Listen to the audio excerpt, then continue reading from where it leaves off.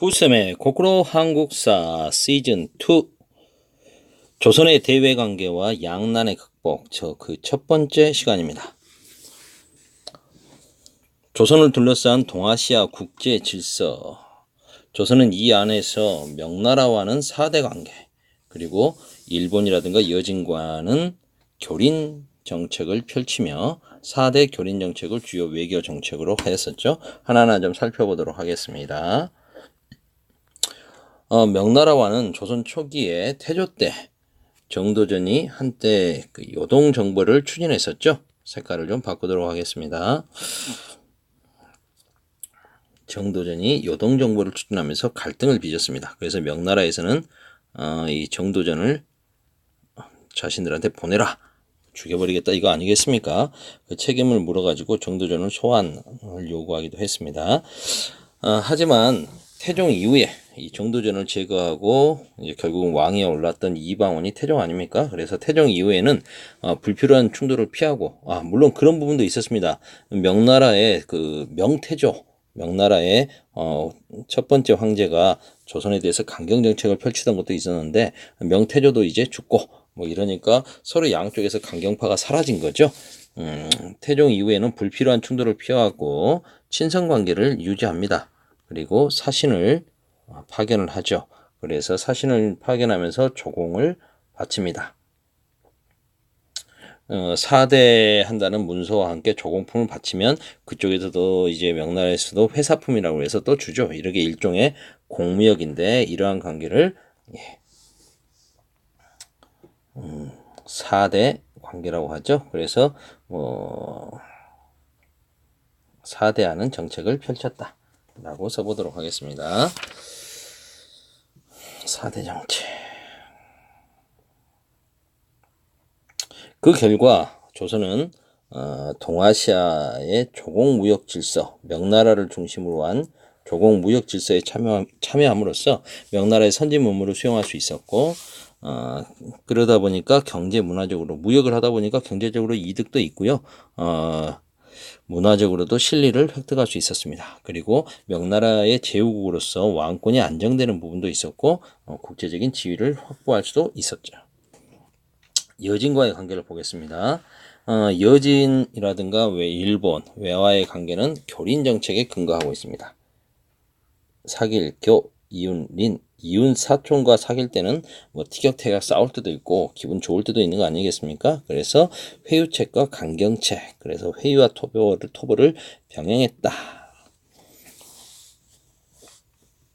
회유책은 먼저 조선에 협력하거나 귀화하는 여진인에게는 관직과 토지를 주고요. 국경에는 무역소를 설치해서 제한적으로 교류를 허용하기도 했습니다. 그리고 그쪽에 살고 있는 사람으로서 토관이라고 해가지고 토착민을 관리로 임명한다는 거죠. 그래서 그쪽 지역의 민심을 수습하기도 하는데, 이 부분은 뒤에 강경책과 함께 연결해서 설명하는 게 더 나을 것 같네요. 여진족 중에서도 특히 이쪽 지역, 압록강, 두만강 이 이북 지역의 이 여진족을 야인 여진이라고 하는데요. 얘들이 국경을 자주 넘어옵니다. 두만강이야 넘어오기 쉬우니까요. 그래서 얘들이 이렇게 자꾸 내려오기 때문에 세종 때는 최윤덕 장군을 시켜서 압록강 유역에 4군을 개척하고, 그 다음에 김종서 장군을 시켜서 6진을 개척하게 하죠. 그래서 현재와 같은 국경선을 확정짓게 되는데요. 4군, 6진. 이곳을 새롭게 영토로 편입한 것뿐만 아니라 이제 지키는 거, 관리하는 게 중요하지 않습니까? 그래서 전라도, 경상도, 충청도 3남지방 사람들을 북쪽으로 이사시키죠. 전라도, 경상도, 충청도 3남지방 백성들을 북방으로 이주시킵니다. 백성민 이사사, 이런 정책을 사민 정책이라고 합니다. 사민 정책의 선생님이 초록색 하트 그려봤습니다.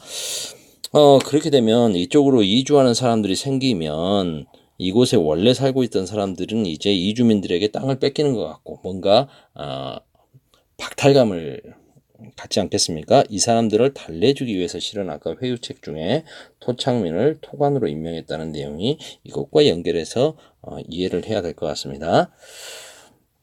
일본과의 관계를 한번 살펴보죠. 일본과의 교역은 우리나라에서는 통신사란 이름으로 가고요. 일본에서는 일본 국왕사란 이름으로 우리에게 방문하게 되는데 일본의 국왕이 직접 사신을 파견하는 게 아니고 이 대마도 있지 않습니까? 여기 대마도 도주를 매개로 해서 일본과 조선이 이렇게 교역을 하게 되는데요. 일본과의 교역은 주로 부산포에 설치되어 있었던, 부산 동네에 설치되어 있었던 외관을 중심으로 이루어지게 됩니다. 대마도가 조선에게 조공을 바치고 조선에서는 대마도에 회사품을 주는 거죠. 우리가 명나라와 하는 것과 똑같습니다. 그래서 이 사이의 무역은 조공무역 형식을 띠게 되는 거죠. 일본은 뭐 좀 설명하자면 깁니다만 여러 개 작은 성들을 중심으로 한 소국 체제이기 때문에 대마도도 하나의 일본 중앙정부와 별개의 작은 국가라고 소국이라고 볼 수도 있겠습니다. 그래서 조선과도 군신관계를 맺고 있고 일본 중앙정부와도 군신관계를 맺고 있는 이중적인 모습을 보이는 거죠. 일본으로는 주로 마포, 면포, 명주 공통점이 뭡니까? 옷감이죠. 일본에서는 당시 이렇게 옷감이 많이 부족했기 때문에 특히 뭐 면포는 환장했다고 합니다. 왜냐하면 아직 목화가 전래되거나 한 게 아니었기 때문에 우리는 고려 말에 문익점이 목화실을 가지고 와가지고 뭐 성공했지 않습니까? 그래서 이제 면포를 많이 생산하는데 일본은 그게 없어요. 그래서 거의 의복 혁명이라고 불릴 정도로 환장했다고 하네요. 그리고 문방구하고 특이한 게 대장경을 우리가 수출하고 있습니다. 이게 무슨 말일까요? 우리가 대장경을 만들어서 수출한다는 소리는 아닌 것 같고 고려시대 때 여러 차례 대장경이 만들어졌죠. 그런 것 중에 이제 외적의 침입 때 불타버린 것들이 있었지 않습니까? 그런 것들 일부가 일본에 남아 있는데 이런 것들이 바로 네, 그렇습니다. 이때 회사품으로 대마도에서 조공을 바치면 회사품으로 대장경의 일부를 막 주거나 한 것들이 지금 건너가서 남아있는 거라고 볼 수 있겠고요. 재밌는 이야기는 8만 대장경도 일본이 한때 달라고 요구했다는 거죠. 우리가 결국 주지는 않았습니다만 그 다음에 수입품 중에서는 구리, 황, 향료 특히 이 향료라는 것에 주목을 할 필요가 있을 것 같은데요. 동남아가 원산지인 그 정향이라든가 육두구, 후추 이런 것들이 일본과 류큐, 유구 등을 통해서 오키나와를 통해서 우리나라에 수입해 들어옵니다. 그래서 후추 정도는 알아둘 필요가 있을 것 같아서 후추에 초록 하트 한번 표시해 보겠습니다. 그래서 일본과의 외교 정책도 기본적으로는 교린 정책이죠. 일본과의 교린 정책에서는 먼저 회유책과 강경책, 교린 정책은 회유와 강경을 번갈아 하는 건데 강경책을 먼저 이야기해야 될 것 같아요. 고려 말부터 왜구들이 지속적으로 우리나라에 쳐들어오지 않았습니까? 약탈이 굉장히 심했죠. 그래서 고려 말에도 한번 대마도 정벌을 했지만